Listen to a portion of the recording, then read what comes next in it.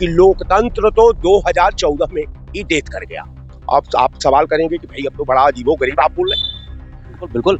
अब तक 1950 से लेकर के 2014 तक अब की बार जनता पार्टी की सरकार, अब की बार कांग्रेस पार्टी की सरकार, अब की बार जनता दल की सरकार। लेकिन नया भारत का जब उदय हुआ तो अब की बार मोदी सरकार।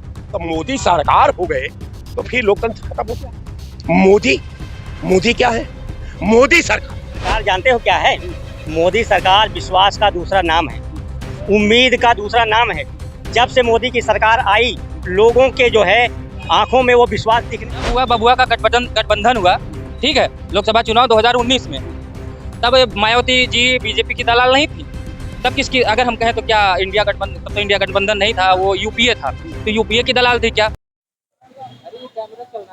नमस्कार, मैं अर्जुन सिंह और आप देख रहे हैं नेशनल ग्राउंड भारत न्यूज। अभी हम लोग लखनऊ में, और लखनऊ में सियासी चर्चाएं अभी जोरों पर हैं, क्योंकि भाजपा कुछ न कुछ आए दिन ऐसा कर दे रही है जिससे और भी माहौल है जो चर्चा का है वो विषय बन जाता है। तो हम लोग दारुल सभा पे चर्चा करेंगे जिस तरीके से बहन कुमारी मायावती जो कर रही हैं। अभी चुनाव आता है, चुनाव के समय जैसे ही आकाश आनंद कुछ बोलते हैं कि कुछ विपक्ष में बोलेंगे, कुछ खड़बली मचेगी तो पार्टी से बाहर कर दिया। चुनाव खत्म हुआ, मामला शांत हुआ, आकाश आनंद माफी मांग लिए, पार्टी में ले लिया। क्या चल रहा है उत्तर प्रदेश में? बात समझ में नहीं आ रहा, पार्टियां कर क्या रही हैं बहन जी की? देखिए, अगर ये पॉलिटिकल पॉइंट ऑफ व्यू पर पूरी बहुजन समाज पार्टी के पॉलिसी का अवलोकन करिए और अवलोकन की व्याख्या अगर उसके दहलीज से शुरू करिए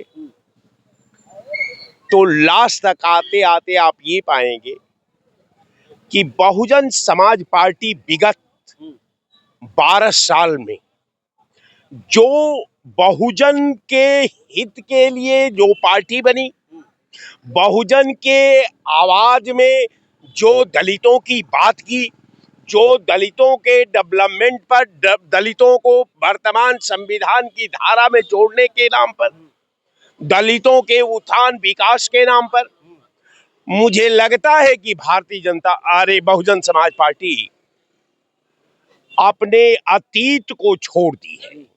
आप देखिए, जो समाज, जो दल, जो मिशन, अतीत के बुनियाद को, कोई भी अतीत से जुड़ा हुआ निर्माण में अगर अतीत का अवलोकन नहीं करेगा तो संस्था का जो अतीत है, जिस अतीत के दहलीज से हम अपने मिशन का निर्माण करते हैं, उसके भूत का निर्माण करते हैं, उसके वर्तमान का निर्माण करते हैं, आने वाला कल यानी भविष्य का निर्माण करते हैं, ये हम समझते हैं कि ये स्पष्ट हो जाना चाहिए कि बहुजन समाज का आधारशिला 80 के दशक में रखा गया।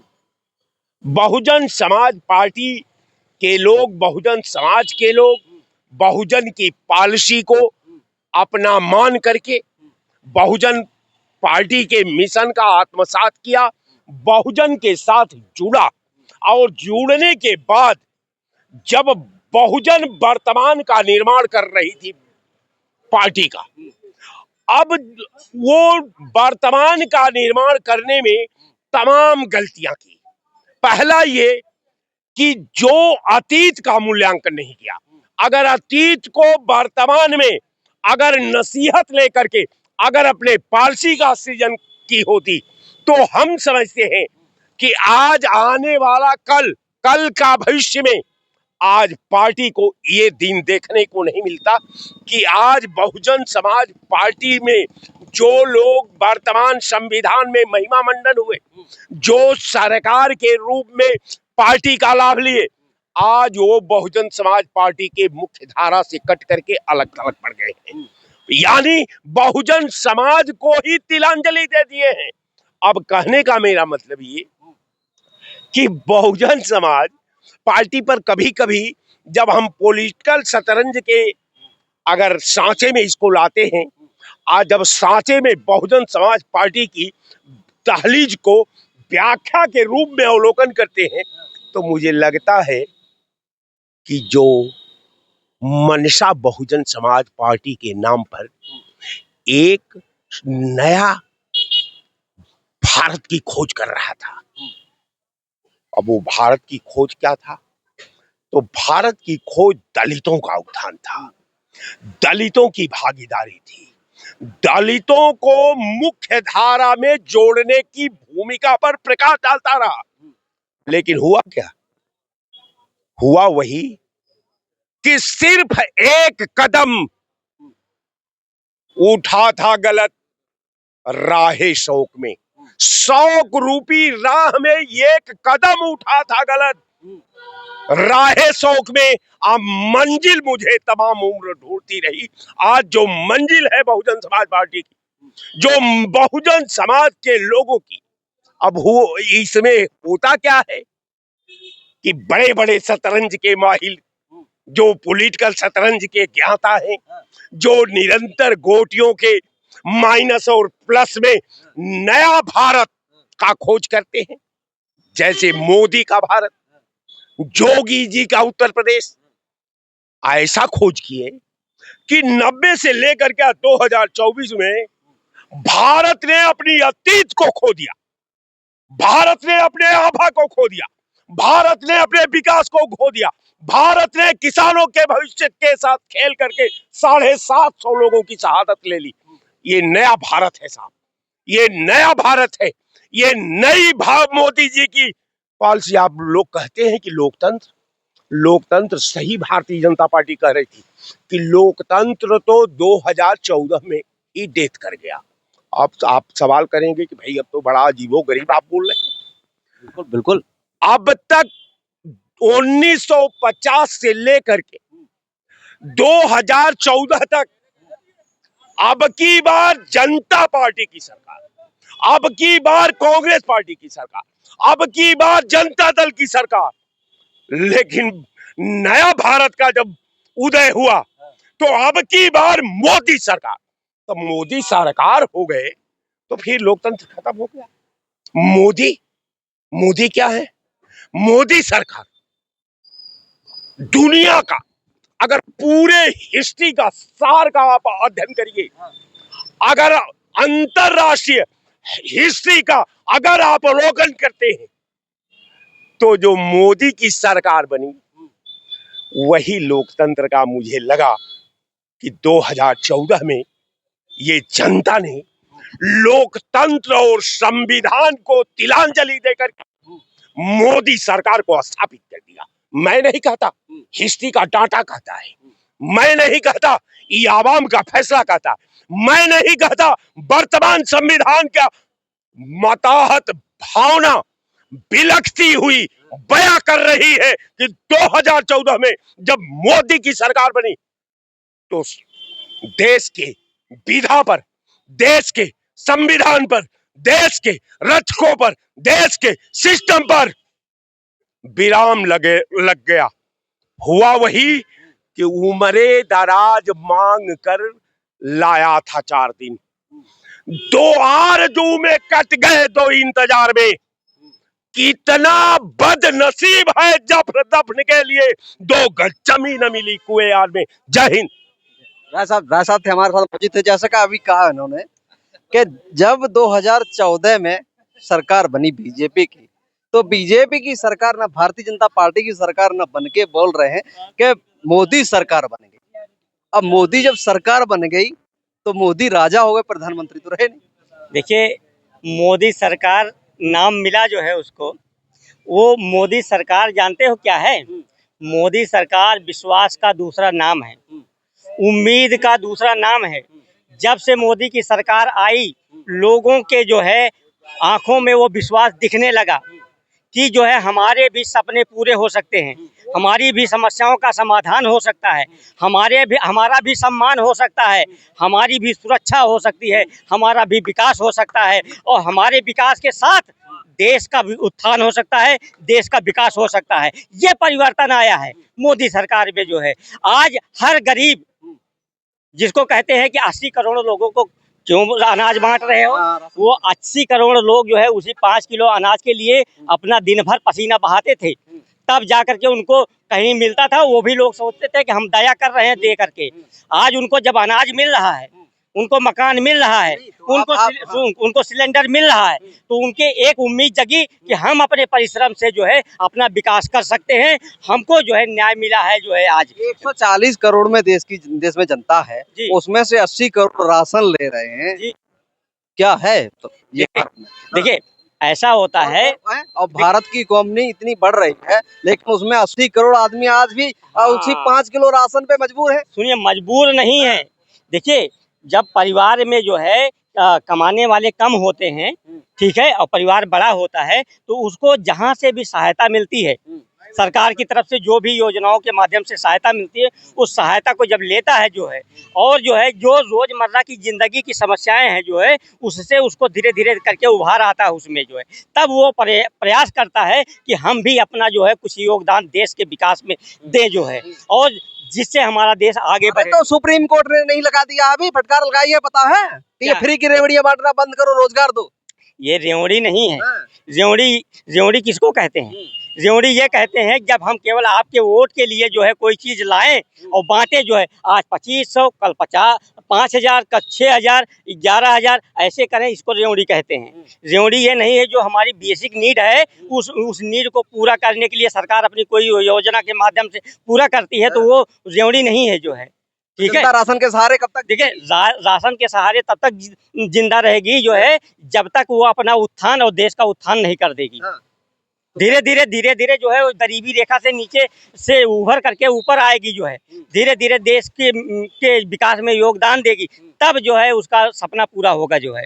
ऐसे नहीं है जो है राशन कोई बुरी चीज है, हर सरकार में बढ़ता था, बुरी तो नहीं है, लेकिन नहीं है, हाँ बुरी नहीं है, लेकिन 140 करोड़ में 80 करोड़ लोगों को राशन देना, ये कहाँ तक सही है? ये प्रश्न तो उन लोगों से पूछना चाहिए जिन्होंने 60-65 साल राज्य किया, उनके समस्याओं को क्यों नहीं समझा, उनको गरीबी से क्यों नहीं निकाला, उनको भ्रष्टाचार का हल राशन है। नहीं, उनको भ्रष्टाचार से क्यों नहीं? समस्याओं का हल राशन है। राशन नहीं है, लेकिन जब पेट की भूख मिटती है तब हम हर चीज के लिए सोचते हैं। 5 किलो में जी ठीक है, 5 किलो में कितने दिन भूख मिटा लीजिएगा? देखिए 5 किलो तो उनको जो मिल रहा है वो सरकार की सहायता है, वो खुद भी तो परिश्रम करके कमाएगा, वो भी तो उसमें ऐड होगा जो है। चलिए भाई साहब से भी बात कर लेते हैं। 5 किलो राशन की बात चल रही है। यही कुछ दिन पहले जो राशन दिया जाता है, ये तो कहिए दिया जा रहा है, सदुपयोग हो रहा है, लोगों के पेट में जा रहा है। अगर वो खाद्यान्न में रह के सड़ जाता, वो ज्यादा अच्छा है कि लोगों के घर पे राशन पहुंच रहा, वो खा ले रहे हैं, वो अच्छा है। कम से कम राशन, और क्या राशन सिर्फ मोदी सरकार दे रही थी? इसके पहले कांग्रेस में लाई right to food. Right to food लाने का क्या मतलब था कि लोगों तक पहुंच जाए, खाना देना नहीं होता था राइट टू फूड, यानी कि खाने का मटेरियल देना होता था। तो वही काम ये कर रहे हैं। जब हमारे यहाँ पंजाब में उतने तो वो भंडारण तो थे नहीं, गेहूं बरसात होती थी, रखा है सड़ गया, और जो सड़ जाता था उसकी कालाबाजारी हो जाती थी, उसका बियर बनता था, दारू बनता था, इधर उधर लोग पीते थे।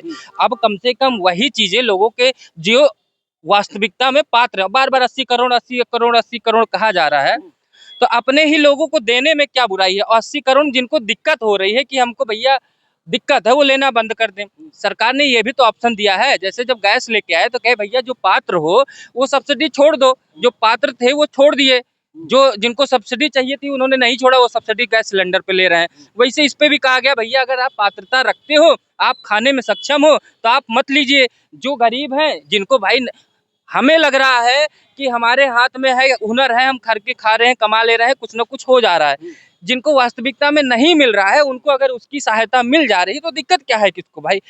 ये राशन सड़ने से अच्छा है किसी के पेट में तो जा रहा है ना। बिल्कुल। आपने कहा 5 किलो, तो 5 किलो में अगर एक घर में 5 लोग हैं तो 25 किलो जा रहा है उसके घर में, तो 25 किलो में एक आदमी कितना खाएगा भैया? तो 5 लोग तो हैं, तो कुछ खुद भी करेगा तो एक किलो को 5 ही कुछ करेगा।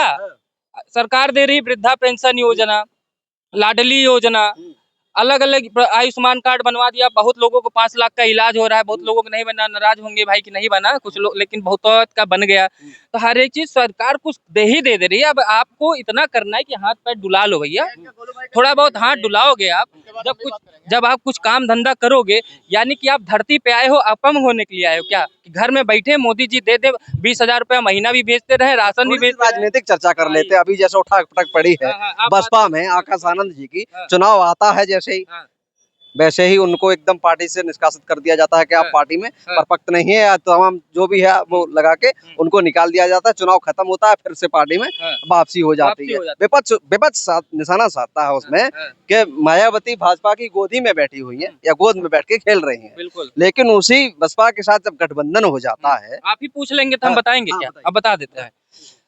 जब बुआ बबुआ का गठबंधन हुआ, ठीक है, लोकसभा चुनाव 2019 में, तब मायावती जी बीजेपी की दलाल नहीं थी। तब किसकी, अगर हम कहें तो क्या इंडिया गठबंधन, तब तो इंडिया गठबंधन नहीं था, वो यूपीए था। तो यूपीए की दलाल थी क्या? यानी कि जहां हमारी बने वहां हमारे लिए अच्छा, जहां हमारे लिए न बने। आज हमारी इनकी दोस्ती है तो हम अच्छा कर रहे हैं, कल को हमारी किसी बात से अनबन हो जाए तो हम इनको दिन भर गरियाएंगे, यही काम करेंगे और कुछ बचा नहीं है। तो विपक्ष के पास यही है, अपना घर तो संभाला नहीं जा रहा, दूसरे घर में इसे झांकने में बड़ा मजा आता है कि झांक ले भैया, इनके घर में कैसे फूट डालें। यानी कि जो था अंग्रेजों ने किया था, फूट डालो राज करो, तो यही सोच रहे हैं लाओ मायावती घर में फिर से कुछ। मायावती भी एक तो मायावती अगर उनका जो उत्तराधिकारी है, उन्होंने आकाश आनंद जी को बनाया, उन्होंने एक बयान दिया था एक रैली में, उसी के बाद से जो है उनसे थोड़ा नाराज चली थी। फिर उसके बाद अभी उन्होंने उनके ससुर के ऊपर इल्जाम लगाया कि उनके ससुर जो है ऐसे ऐसे कर रहे हैं। ज्यादा डिटेल में मत जाइए, बहुत लंबा हो जाएगा। तो जो है इस वजह से उनको बाहर की, अब उन्होंने माफी मांग ली है, अब उनको अंदर ले लेंगी।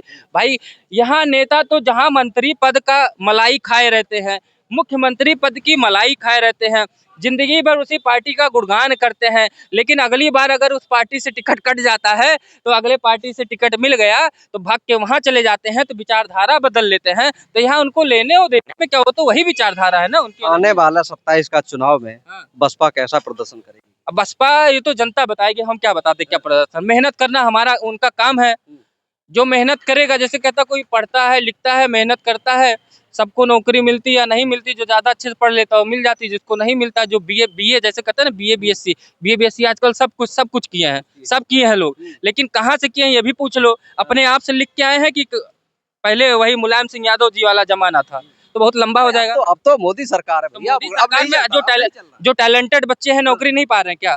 आज सिंपल सा एग्जांपल देख लीजिए, पुलिस का एग्जांपल देख लीजिए। पुलिस में अगर एक बंदा सिपाही भी है ना, तो आप उससे बात करके देख लीजिए, इतना टैलेंटेड वो बंदा है, बोलने में, चालने में, तमीज में, हर एक चीज में। वही 2017 के पहले वाले कुछ सिपाही को उठा के लिए आप बताते रह जाइए भैया कुछ, हट हट हट हट, तमीज ही नहीं है जनता से बात करने का। लेकिन आज के जो बच्चे बात कर रहे हैं, आज कितने तमीज से बात कर रहे हैं, आपको रिस्पेक्ट दे के बात कर रहे हैं, उनको अपनी वर्दी पहनने का तमीज है, कितना फिट है, कितना स्मार्ट दिख रहे हैं। नहीं तो जो अखिलेश यादव जी जो 2017 पहले वाले देख लीजिए, 2017 पहले वाले देख लीजिए, उनको सिपाही उठा लीजिए जिनको न मेरिट, सिर्फ मेरिट के आधार पे हो गया था, और उस पे उन्हीं के यादों के समाज लोगों ने बलिया उलिया साइड के आरोप लगाए थे कि सारा इटावा वालों को भर लिए थे। हम लोगों ने नहीं लगाया था, उन्हीं के समाज के लोगों ने पूर्वांचल के आरोप लगाया था कि इटावा सफाई वाले सारे लोगों को भर लिए हैं। ठीक है, तो उस समय 91 जिनको अपना नाम लिखना नहीं आता था वो 95% रिजल्ट लेके आते थे, अब लेके आए, अब तो एग्जाम में छोड़ देते हैं, बहुत लंबा हो जाएगा। बहरहाल मायावती जी पे आते हैं। मायावती जी जो है संघर्ष कर रही है, तो जो संघर्ष करता है उसको परिणाम मिलता है, बस इतना ही कहना चाहेंगे। बहुत बहुत धन्यवाद आपका, हमसे बात कर लेंगे। पूछ लेते हैं बसपा जिस तरीके से अभी प्रदर्शन कर रहे हैं, क्यों जमीन पे क्यों नहीं उतरती है बहन जी? क्या कारण रहा है? दलितों को जिस तरीके से भरोसा था बसपा पर, वो अब उनका जो भरोसा है वो टूट रहा है। देखिए, सबसे पहले तो मैं आपके चैनल के माध्यम से बता देना चाहता हूँ कि बहन जी का जो चरित्र रहा है राजनीति में, वो काफ़ी अच्छा रहा है। लेकिन कुछ चीज़ें होती हैं कि जब आप अपने लोगों को ही आगे बढ़ाने का काम करेंगे तो कहीं ना कहीं बाकी जनता जो है वो मूर्ख नहीं है। तो बहन जी का जो चरित्र डाउन हुआ है, वो यही रीज़न की वजह से उनका चरित्र डाउन हुआ है कि वो सिर्फ अपने लोगों को आगे बढ़ाने का उन्होंने काम किया। और रही बात जो अभी आप बता रहे हैं कि बहन जी का 2027 में क्या, हाँ, आप कह रहे हैं कि अपने लोगों को आगे बढ़ाने का काम किया है, हाँ, लेकिन अब तो हम देख रहे हैं जो दलित बसपा के साथ था वो आज छिटक गया इधर।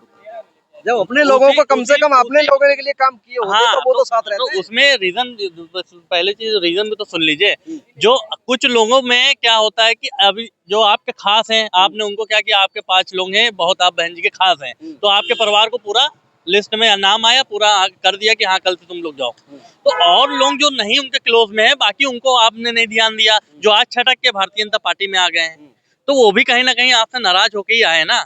तो यही रीजन रहा है कि जो आपके समाज में भी आधे लोग कटे हैं, वो रीजन इसी की वजह से रहा है कि आपने जो आपके क्लोज लोग रहे उनके घर वालों को आपने नौकरियां दी, आगे बढ़ाने का काम किया। जो आपके पास नहीं पहुंच पाते थे, वो भी हरिजन थे, उनको आपने ना देखा, वो भारतीय जनता पार्टी के साथ में आ गए। और आने के बाद भी भारतीय जनता पार्टी ने स्वागत किया है और बहुत ही सम्मान के साथ उनको हर एक चीज का लाभ भी दे रही है भारतीय जनता पार्टी। और इसीलिए भारतीय जनता पार्टी की 21 राज्यों में भारतीय जनता पार्टी की सरकार बनती चली जा रही है। ठीक है, बहुत बहुत धन्यवाद हमसे बात करने के लिए। वीडियो काफी लंबा हो गया है और भी तमाम ऐसी खबरों को देखने के लिए आप हमारे साथ बने रहे। तब तक के लिए नमस्कार, मिलते हैं किसी और खबर में।